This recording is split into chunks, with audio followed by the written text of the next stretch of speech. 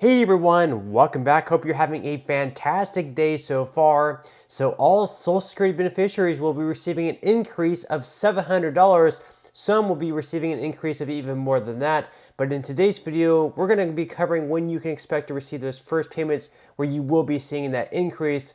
Plus, is Joe Manchin finally going to be leaving the Democratic Party? We're going to be covering an interview where he talks about that. Also, some speculation that he might be running for president in 2024. So we'll be covering what exactly that means. But before we go ahead and dive into the main content of today's video, if you wouldn't mind helping me out real quickly by just giving this video a like, that just helps out with the good old YouTube algorithm. And also consider subscribing to my channel if you have not already.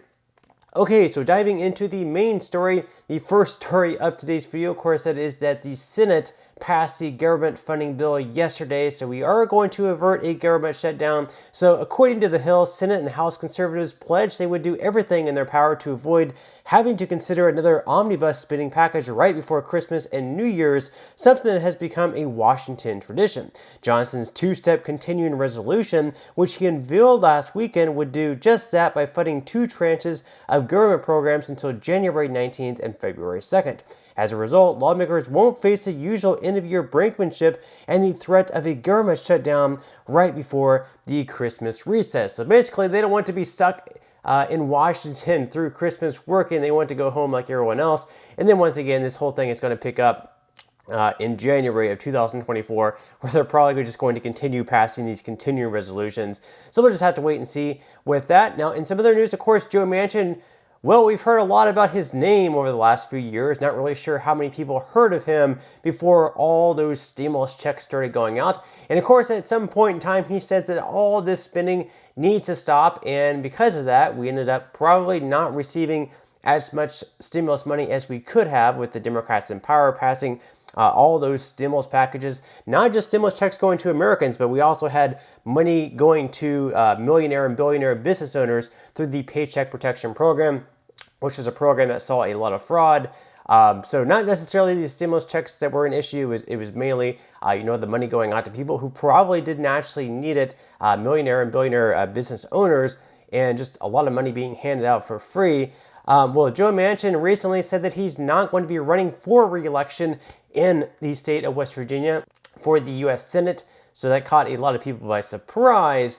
And now a lot of people are speculating whether or not Joe Manchin is going to be leaving the Democratic Party. So he actually had an interview on CNN with Caitlin Collins where he talked a little bit about that, whether or not he's going to lead the Democratic Party. Not sure if that matters or not, but there's also some wide speculation that he might actually also be running for president in 2024 as a no labels candidate. So let's go ahead and take a listen to this interview. Watch.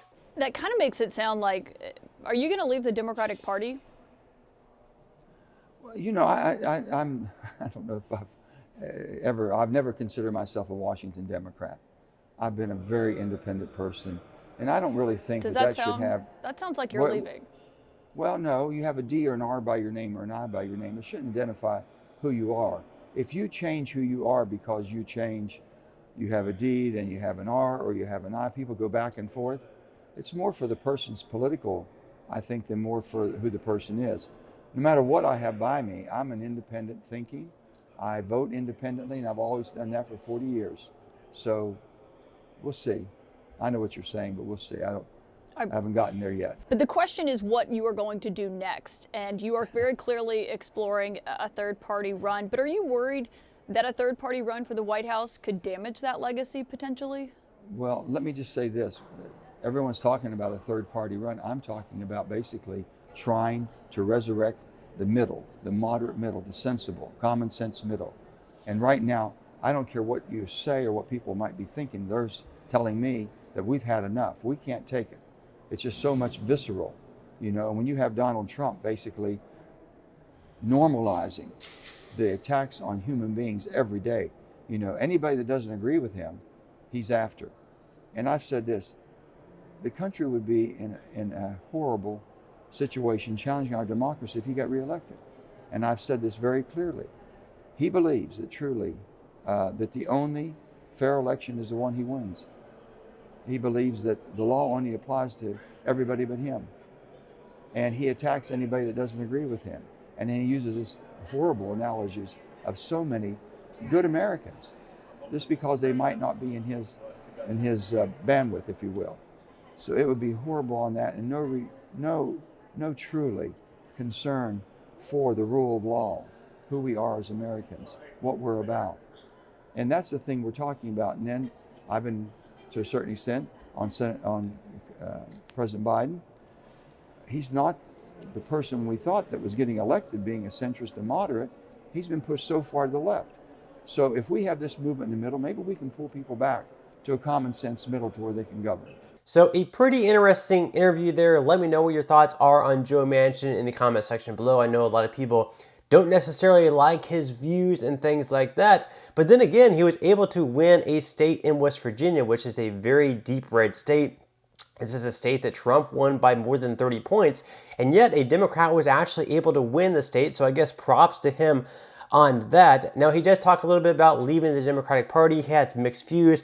Not really sure if it matters all in all. He says that he thinks more like an independent. He doesn't just align completely with Democrats, whereas a lot of politicians will either vote on everything that Republicans are in approval for, or they'll vote everything that Democrats are in favor for. He says that he likes to think independently. Now, as far as running for president, he said that he's going to look at the numbers and see if maybe there is demand for him running as president. And once again, if he was able to win a state like West Virginia, which was, very much in favor of Trump, I'm sure there's probably some type of demand.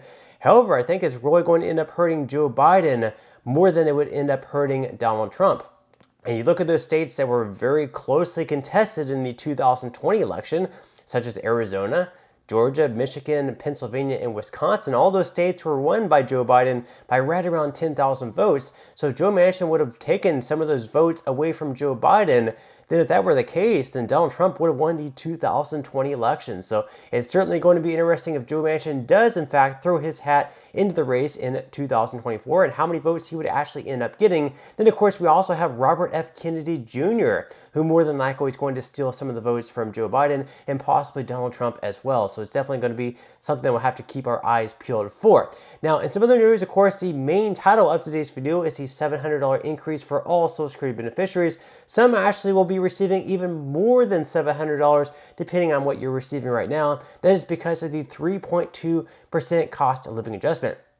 So we're going to be talking about when you can expect to receive these payments because, of course, we did not receive them this month in November, and we did not receive them last month in October. So the cost of living adjustment was actually announced in October. However, this is actually going to be for 2024. Now, there's actually one group of Social Security beneficiaries who's actually going to be receiving their payments a little bit earlier, actually as soon as this year in December, so we're going to be covering that as well. So if we look at the payment schedule up on the screen here, this is for January 2024. The first payments are, of course, going to be going out on January 3rd. Those are going to be the people who started receiving Social Security before May of 1997. Then, of course, we have payments going out on January 10th. Those payments are going to be going to those with birthdays falling between the 1st and 10th of any given month. Then we have payments going out the following Wednesday on the 17th. Those are going to be going out to those with birthdays falling between the 11th and 20th of any given month. And then finally, the third Wednesday of January in 2024. Those are going to be the next payments with that increase of 3.2% or $700 on average. Those are going to be going to those with birthdays falling between the 21st and 31st of any given month. Now, as far as the average increase goes, or how much of an increase you can expect to receive, up on the screen, we can actually see what the estimated average monthly Social Security benefits payable in January of 2024 are going to be. And we can see that for all retired workers, the average benefit is going to be boosted up to $1,907, up from $1,848 this year in 2023. And then for age couples, both receiving benefits, that average benefit is going to be lifted up to $3,033 from $2,939 this year. And then as far as SSI beneficiaries go, the average payment for individuals is going to be boosted up to $943. For couples, it's going to be boosted up to $1,415. So a little bit of an increase there as well. And then for disability, for the non-blind, that's going to be boosted up to $1,550 per month. For the blind, it's going to be boosted up to $2,590 per month from $2,460 per month. Now, like I mentioned earlier on, there's going to be one group of Social Security beneficiaries who's actually going to be receiving their payments a little bit earlier than 2024. that payment is going to be going to SSI beneficiaries. They're actually going to be receiving their payments on the last Friday of the month. That's because January 1st, where they would usually be receiving their payment on the 1st of the month, falls on a holiday. So that, in fact, they're going to be receiving their payment a little bit earlier on the Friday before. So SSI beneficiaries, 2 payments in the month of December. The one on December 1st is going to be your usual payment that you've been receiving all year long in 2023. And then your second payment is going to be the one with the 3.2% boost. But that's all the news that we have for today's video. I certainly hope that you enjoyed and found value out of it. If you did, again, I would greatly appreciate if you could give this video a like. Consider subscribing to my channel if you have not already, and I will see you in the next video.